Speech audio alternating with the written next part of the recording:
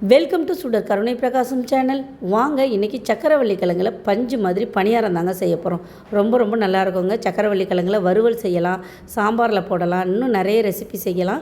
இன்றைக்கி நம்ம செய்ய போகிறது பணியாரம் தான். ரொம்ப சூப்பராக இருக்கும். இப்போ குழந்தைங்கள்லாம் லீவில் வீட்டில் இருப்பாங்க, அப்போ நீங்கள் செஞ்சு கொடுங்க, கண்டிப்பாக விரும்பி சாப்பிடுவாங்க. சக்கரவள்ளி கிழங்கு பிடிக்கலன்னு சொல்கிறவங்க குழந்தைங்க கூட இந்த மாதிரி செஞ்சு கொடுத்தீங்கன்னா கண்டிப்பாக விரும்பி சாப்பிடுவாங்க. இப்போ 1/2 கிலோ அளவுக்கு நான் சக்கரவள்ளி கிழங்கு எடுத்திருக்கேன். இதை தோலை சீவிட்டு நம்ம தண்ணியில் போட்டுக்கலாம். இது ஏன்னா கருத்து போயிடும் உடனே. சக்கரவள்ளி கிழங்கு நல்லா தோலை சீவிடுங்க. நல்லா தோலை சீவிட்டு மண் இல்லாமல் அலசி எடுத்துக்கோங்க.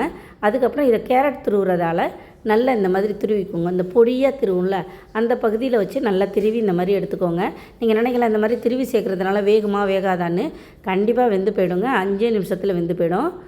இப்போ இது ஒரு பவுலில் எடுத்துக்கிட்டாச்சு. இப்போ 1/2 கிலோ சக்கரவள்ளி கிழங்குக்கு நான் ஒரு 350 கிராம் கோதுமை மாவு எடுத்திருக்கேன். அதாவது மெஷர்மெண்ட் கப்பால் சொன்னோன்னா 1.5 கப் எடுத்திருக்கேன். இப்போ நாட்டு சக்கரை 3/4 கப்பு, 200 கிராம் எடுத்திருக்கேன் நாட்டு சக்கரை.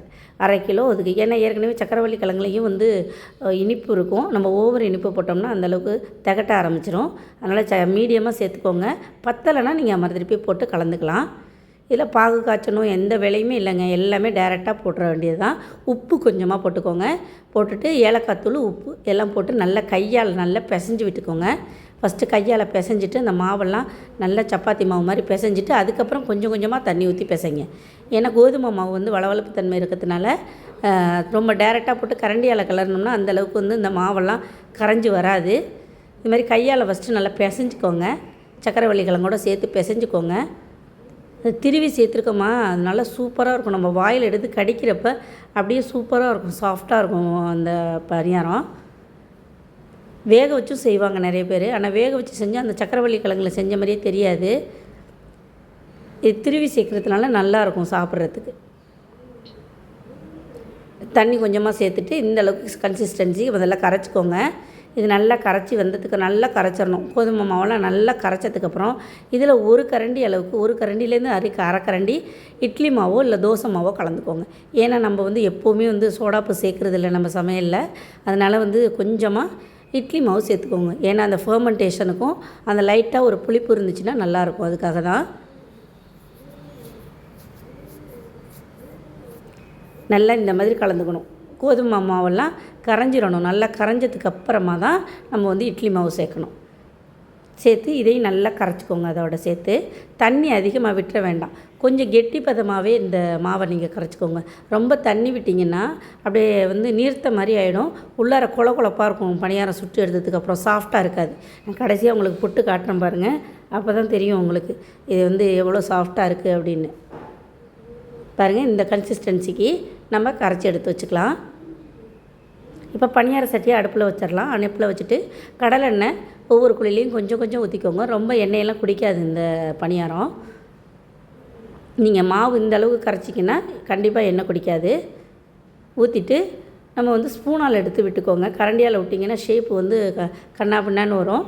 அதனால் ஸ்பூனால் எடுத்து நீங்கள் விடுங்க. கரெக்டாக அந்த குழியில் படுற மாதிரி வச்சுருங்க. இல்லைன்னா அந்த பக்கம் இந்த பக்கம் கொஞ்சம் செதர்னுச்சுன்னா ஷேப்பு ரவுண்ட் ஷேப் கிடைக்காது. அதுக்காக சொல்கிறேன்.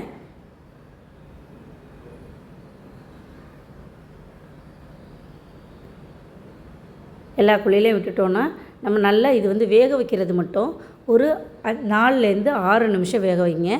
ஏன்னா 3 நிமிஷம் வேக வைங்க. ஒரு பக்கம் 3 நிமிஷம். ஏன்னா சிம்மில் வச்சு வேக வைக்கணும். ரொம்ப ஃபயர் அதிகம் வச்சிடக்கூடாது. சிம்மிலே வச்சு ஃபஸ்ட்டு அடுப்பை நல்லா சூடு பண்ணிவிட்டு அதுக்கப்புறம் சிம்மில் வச்சுட்டு நல்லா மூடி போட்டு கூட வேக வைக்கலாம். இதை வேக வச்சு எடுத்திங்கன்னா கலர் சேஞ்ச் ஆகாது. கலர் இந்த பாருங்கள், இதே கலரில் வரும். சாஃப்டாக இருக்கும் பணியாரம், கல் மாதிரி ஆகாது. இதில் பெருசாக நம்ம அரிசி மாவோ ரவையோ எதுவுமே பெருசாக சேர்க்கலை. அதனால் நல்ல சாஃப்ட். நீங்கள் நினைக்கலாம்ப்பா சோடாப்பு சேர்க்கலையே பஞ்சு மாதிரி இருக்குமா என்னான்னு. கண்டிப்பாக பஞ்சு மாதிரி இருக்குங்க. சோடாப்பு சேர்க்காமையே நமக்கு பஞ்சு மாதிரி இருக்கும். பாருங்கள், நான் கடைசியாக புட்டு கட்டுறேன், அப்போ தான் உங்களுக்கு தெரியும். நல்லா இந்த மாதிரி எல்லா பக்கமும் திருப்பி விட்டு வேக வச்சுக்கோங்க.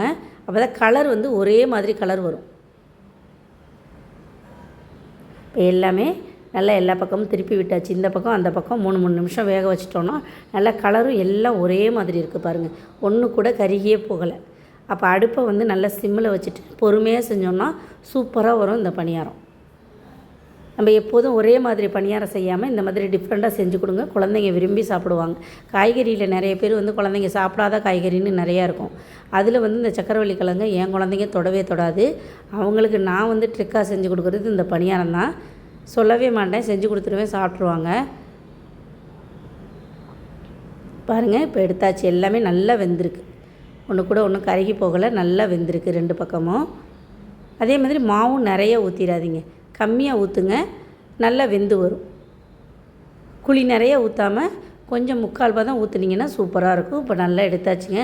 நல்லா தகன்னு பஞ்சு மாதிரி குட்டி குட்டியாக நமக்கு வந்து பணியாரம் கிடச்சிருச்சு. இங்கே பாருங்கள், ஒரே விரலில் பிச்சு காட்டுறேன் பாருங்கள். உள்ளார நம்ம திருவி போட்டது அப்படியே பூ மாதிரி எப்படி இருக்குது பாருங்கள். அவ்வளோ சாஃப்டாக இருக்குங்க. சாப்பிட திங்க ஆசையாக இருக்கும். இன்னும் 2 பணியாரம் வாயில் போடலாம் போல் இருக்கும். அவ்வளோ டேஸ்டியாக இருக்கும். செஞ்சு சாப்பிட்டு பார்த்துட்டு எப்படி இருக்குன்னு சொல்லுங்கள். ரொம்ப சாஃப்டான இந்த சக்கரவள்ளி கிழங்கு பணியாரம் உங்களுக்கு பிடிச்சிருந்துச்சுன்னா சுடர் கருணை பிரகாசம் சேனலுக்கு மறக்காமல் சப்ஸ்கிரைப் பண்ணுங்கள், லைக் பண்ணுங்கள், ஷேர் பண்ணுங்கள், கமெண்ட் பண்ணுங்கள். எப்போதும் போல் உங்கள் சப்போர்ட் கொடுத்துட்டே இருங்க. அதே மாதிரி நம்ம சேனலில் நிறைய ரெசிபி தொடர்ந்து கொடுத்துட்ருக்கேன். ப்ளேலிஸ்ட்லேயும் இருக்குது, வேணுங்கிறவங்க செக் பண்ணி பாருங்கள். பணியார recipe, sweet recipe, snacks recipe, chutney recipe, மற்ற எல்லா ரெசிபியும், தீபாவளி பலகாரம் எல்லாமே இருக்குது. உங்களுக்கு தேவைன்னா செக் பண்ணி பாருங்கள். நன்றி, வணக்கம்.